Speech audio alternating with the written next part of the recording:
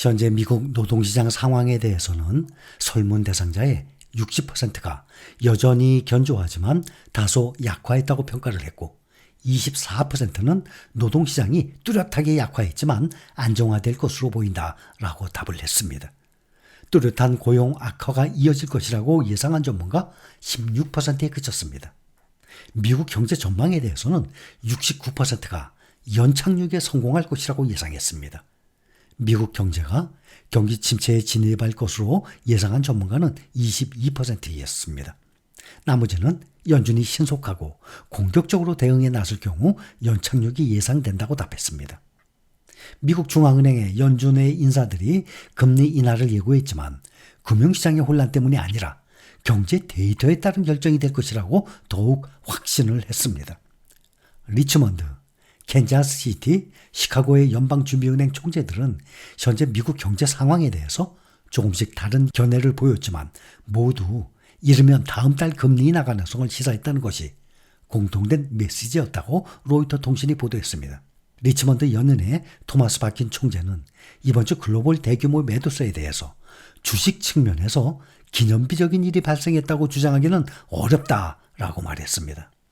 미국 증시의 주요 지수들은 최근 크게 후퇴를 했지만 모두 올해 상승세를 계속 유지하고 있습니다. 현재 보면 S&P 500 지수가 연초부터 12.7% 상승 중이고 나스닥 종합지수는 13.4% 상승 중, 필라델피아 반도체 지수는 SOXS ETF 기준으로 14.4% 상승 중에 있습니다. 과거 10년 동안 보면 S&P 500은 연평균 12%씩 상승해 왔습니다. 근데 벌써 이제 7개월 지났는데 근래에 그렇게 뚝 떨어졌는데도 불구하고 연평균 12%가 아니라 12.7% 오르고 있습니다. 이제 7개월 지났는데 나스닥 종합지수는 연평균 18% 상승해 왔습니다. 근데 올해 7개월 지난 상황 지금 13.4% 오르고 있습니다. 요즘에 급락을 했는데도 불구하고 연평균 상승률 이상으로 오르고 있습니다. 바킨 총재는 전 미 기업경제연합회가 주최한 화상 이벤트에서 인플레이션의 모든 요소가 안정되고 있는 것 같다면서 비즈니스 리더들과 지속적 대화를 기반으로 볼 때 상대적으로 낙관적이다라고 말했습니다. 비즈니스 리더들과의 대화는 미국 노동시장의 냉각이 해고가 늘어서라기보다는 고용이 둔화하는 데서 비롯됐다는 것을 들려줬다고 그는 전했습니다. 연준에서 매파적으로 평가되는 제프 슈미드 캔자스시티 연은 총재는 콜로라도 스프링스에서 열린 캔자스 은행가 협회 연례 회의에서 최근 인플레이션이 약 2.5%라는 고무적인 데이터가 나왔다면서 이를 통해서 연준 목표 2%를 향해 가고 있다는 확신을 갖게 된다고 말했습니다.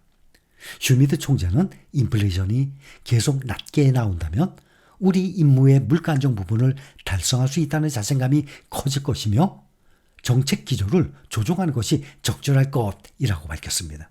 그는 경제가 탄력적이고 소비자 수요가 강하고 노동시장이 눈에 띄게 냉각되었지만 여전히 상당히 건전하다라고 설명을 하면서 현재의 정책 기조가 그렇게 제한적이지 않다고 평가했습니다.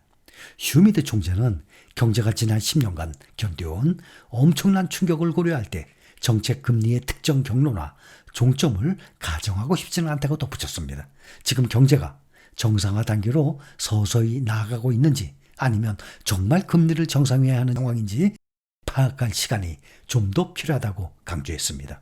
또 다른 매파에 속하는 오스탄 굴스비 시카고 연은 총재는 인플레이션이 하락을 하더라도 높은 금리를 그대로 두면 이미 긴축적인 통화정책이 더 긴축적으로 되면서 노동시장에 해가 될 위험이 있다는 견해를 되풀이했습니다. 하지만 굴스비 총재는 주식시장의 상황과 11월 대선이 연준 정책을 결정하지 않을 것이라고 강조했습니다. 그는 폭스뉴스와 인터뷰에서 연준은 선거 사업이 아니라 경제 사업을 하고 있다면서 우리는 주식시장에 대응하는 사업을 하는 것이 아니다. 우리는 고용을 극대화하고 물가를 안정시키는 사업을 하고 있다라고 말했습니다. 현재 시장에서는 9월 기준금리가 0.25% 인하할 확률을 50.5% 반영하고 있습니다. 경기 침체 우려로 0.5% 인하가 대세였는데 어느새 0.25% 인하 확률이 다시 앞지르고 있습니다. 이번에는 3개월도 채 남지 않은 미국 대선 관련 뉴스를 보면 미국에서 가장 역사가 오래되고 규모가 큰 히스패닉, 라틴계 단체가 카멀라 해리스 민주당 대선 후보를 지지하겠다고 선언했습니다. 이 단체가 대선 후보 지지를 표명을 한 것은 1929년 창립 이후 95년 만에 처음 있는 일입니다. 상승세를 탄 해리스 후보의 지지율이 추가 상승할 수 있을지 주목되고 있습니다. 오늘 미국 CBS 방송과 인터넷 매체 악시오스에 따르면 미국 내 최대 라틴계 단체 라틴 아메리카 시민연맹의 정치활동위원회가 성명을 내고 해리스 부통령과 러닝메이트인 팀 월즈 미네소타 주지사를 지지하기로 만장일치로 결정했다고 밝혔습니다. 라틴 아메리카 시민연맹은 해리스는 자신의 경력을 통해서 정의, 평등, 포용을 향한 헌신을 보여줬으며 이는 라틴계 공동체의 공감대를 형성하고 우리나라를 올바른 방향으로 나아가게 할 가치라고 말을 했습니다. 라틴 아메리카 시민연맹은 1차 세계대전에 참전했던 히스패닉들이 미국 내 라틴계에 대한 인종차별에 대응하기 위해서 1929년 시카고에서 설립한 단체입니다.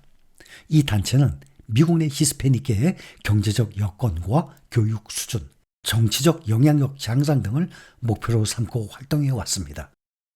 현재 회원수는 14만여 명입니다. 그동안 미국 대선에서 특정 후보를 지지하지 않은 채 초당파성을 유지하려 노력을 해왔습니다.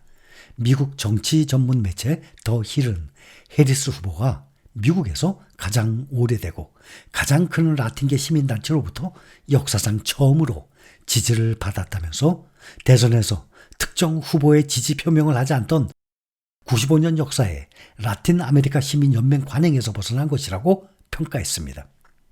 이번에 라틴 아메리카 시민연맹의 지지 선언은 해리스 후보가 도널드 트럼프 전 대통령에게 지지율에서 우위를 보이는 등 상승세를 탄 가운데 나온 것입니다. 여론조사기관 입소스가 지난 2일에서 7일 미국 성인 2045명을 상대로 조사해서 8일 발표한 결과에 따르면 해리스 부통령이 42%의 지지율로 37%를 기록한 트럼프 전 대통령을 5%포인트 차이로 앞섰습니다. 미국 CBS가 지난달 30일부터 지난 2일까지 조사해서 4일 보도한 것에 따르면 해리스 민주당 후보는 미국 전국 여론조사에서 50%의 지지율로 트럼프 전 대통령을 1%포인트 차로 앞서고 있습니다. 경합주에서는 50%대 50%로 동률이었습니다. 라틴 아메리카 시민연맹은 앞으로 주요 경합주인 펜실베니아주, 조지아주, 애리조나주, 네바다주, 위스콘신주 등에서 라틴계 유권자들을 동원해서 해리스 지지 운동을 펼치겠다고 강조했습니다.